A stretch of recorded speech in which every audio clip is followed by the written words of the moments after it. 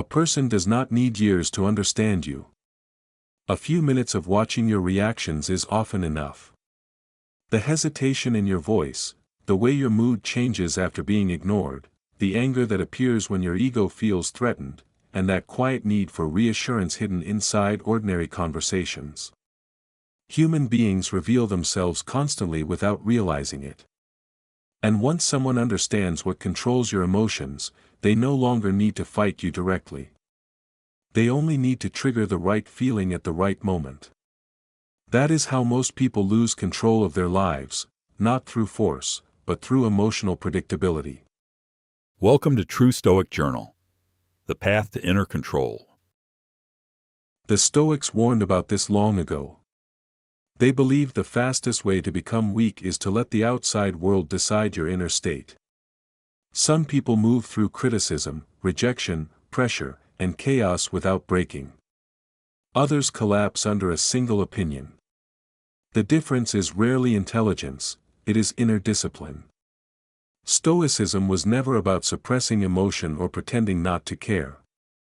It was about learning how to remain steady when life tests your mind. Because the moment your peace depends entirely on validation, outcomes, or other people's behavior, your mind stops belonging fully to you. Think about how your day actually goes. You wake up with a clear mind, feeling like you are in control of your destiny. But then, the world happens. A delayed reply on your phone instantly shifts your energy. A careless remark from a colleague stays in your head for the next 4 hours. Someone's approval makes you feel like you're on top of the world in the morning, and their sudden distance ruins your entire night. Slowly, without even noticing it, your emotional stability becomes dependent on conditions outside of yourself. That dependency is subtle, but it changes everything. Once another person can influence your inner peace through small behaviors, they begin shaping your attention, your reactions, and eventually, your decisions. This is why so many people feel completely exhausted even when nothing major has gone wrong. Their minds are constantly adjusting to external signals, searching for reassurance, interpreting tones, and reacting to every shift in human behavior as though survival depends on it. Anger feels certain. Fear feels intelligent. Insecurity disguises itself as awareness. And most people obey these emotions before they ever question them. Calmness has become rare in a world built on reaction, and that is why it carries so much power. A steady person changes the atmosphere around them without saying much at all. Pressure stops working the same way on them. Manipulation loses its grip. Emotional chaos no longer pulls them in every direction. This is not because they feel less, but because they learned how to observe emotion without surrendering themselves to it. If you want to break this mechanical cycle, you have to master the power of the pause. You have to create space between the external trigger and your internal reaction. Imagine someone is trying to provoke you. If you react immediately, you have given them exactly what they wanted. You have proven that your mind is accessible to them, that they can press a button and get a predictable result. But what happens if you just sit there? What happens if you look at them, let the silence stretch, and simply observe the emotion rising inside you without letting it reach your mouth? The power dynamics instantly shift. The person who was trying to control you now feels uncertain. This pause is where your self-command actually lives. Without it, your behavior is just a series of automated programs running in response to the world. Someone praises you, and you become complacent because you want more approval. Someone criticizes you, and you hide because you fear conflict. You become completely readable, completely predictable, and therefore, incredibly easy to manipulate. When you stop reacting to people, you start seeing them clearly for the first time. The fog of your own emotional reaction disappears, and you can look at the reality of who they are. Suddenly, human behavior stops looking like random attacks and starts looking like predictable patterns. You begin to realize that most of the hostility, arrogance, and coldness you encounter in life have absolutely nothing to do with you. It is almost always a reflection of the other person's internal battle. A person who constantly boasts is desperate for significance that they cannot find within themselves. A person who uses cruel humor to put others down is usually just building a wall around their own deep-seated insecurity. A person who suddenly becomes distant is often drowning in their own stress or unresolved conflicts. When you understand this, disrespect stops hurting the same way. Instead of feeling wounded and asking why they are doing this to me, you look at them with a detached perspective and ask what internal condition produced that behavior. This single shift creates a healthy distance between your peace of mind and the emotional instability of the people around you. Most suffering grows from personalization. The mind automatically centers itself inside every negative experience. Someone becomes cold, and the immediate assumption is that you did something wrong. Someone changes priorities, and the mind interprets it as abandonment. Yet people are often responding to struggles, fears, and desires that have little to do with you directly. Human beings carry internal conflicts everywhere they go. Stress changes behavior, fear changes behavior, ego changes behavior, and insecurity changes behavior.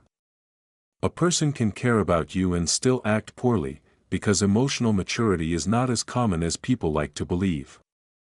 Once this becomes clear, emotional reactions begin slowing down naturally, not because you stop caring, but because you stop turning every external action into a judgment of your worth.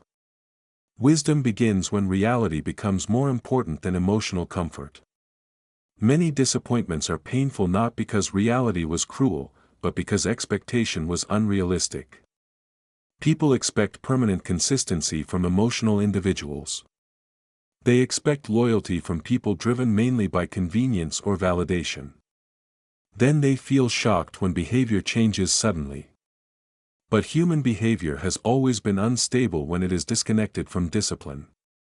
As Epictetus said, it's not what happens to you, but how you react to it that matters. Calm people experience the same events, but they process them differently. Instead of immediately becoming the emotion, they observe it first. They allow the reaction to settle before deciding whether it deserves action at all. This small delay changes everything, because clarity often arrives only after emotion loses intensity. There is real strength in that pause, though most people underestimate it because it looks passive from the outside. In reality, the pause is where self-command begins. Without it, behavior becomes mechanical. Someone provokes you, and irritation takes control. Someone praises you, and attachment begins immediately. The mind moves automatically toward emotional comfort and away from emotional discomfort, often without considering whether the reaction is useful. Notice how uncertainty changes behavior. When people feel emotionally secure, they rarely need to explain every decision repeatedly. But when insecurity enters, speech increases. They defend themselves before anyone even accuses them. They seek reassurance before acting. They overclarify small things because they fear misunderstanding or rejection. Most oversharing is not confidence, it is emotional tension searching for relief. The problem is that emotional relief gained through excessive disclosure is temporary. Once everything is revealed too quickly, vulnerability increases while clarity decreases. A person who knows your emotional weak points no longer needs direct conflict to influence your state of mind, they only need to touch the right insecurity at the right moment. There is quiet strength in becoming less emotionally readable, not artificial mystery, not manipulation, just steadiness. A person who does not react dramatically becomes difficult to study. Others cannot easily determine what pressures them emotionally, what controls their decisions, or what triggers insecurity inside them. This creates uncertainty for manipulative people because manipulation depends heavily on predictable emotional movement. If someone knows criticism immediately destabilizes you, they will use criticism strategically. If they know praise controls your decisions, they will use approval strategically. But when emotional reactions become restrained and deliberate, access becomes limited. The manipulative person loses clarity about where your pressure points actually exist. The Stoics understood that inner peace is not maintained by controlling external behavior. Trying to control everyone around you creates constant frustration because human beings are unstable by nature.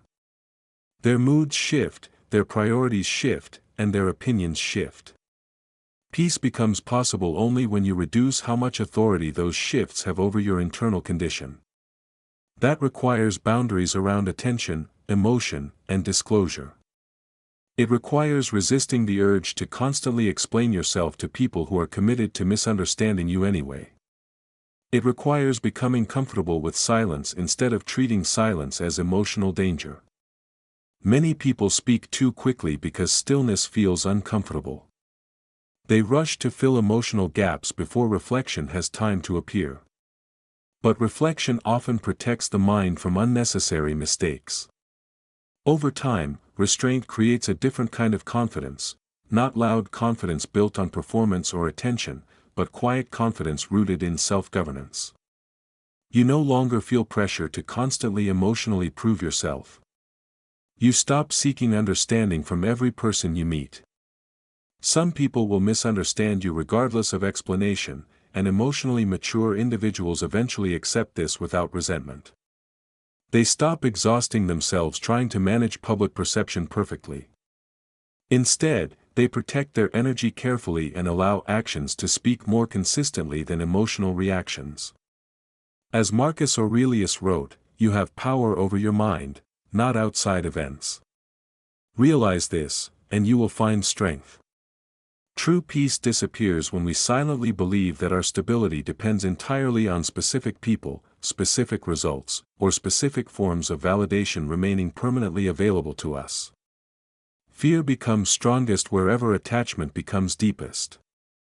The mind clings tightly to whatever it believes it cannot lose, and the moment that attachment forms, emotional stability quietly begins weakening.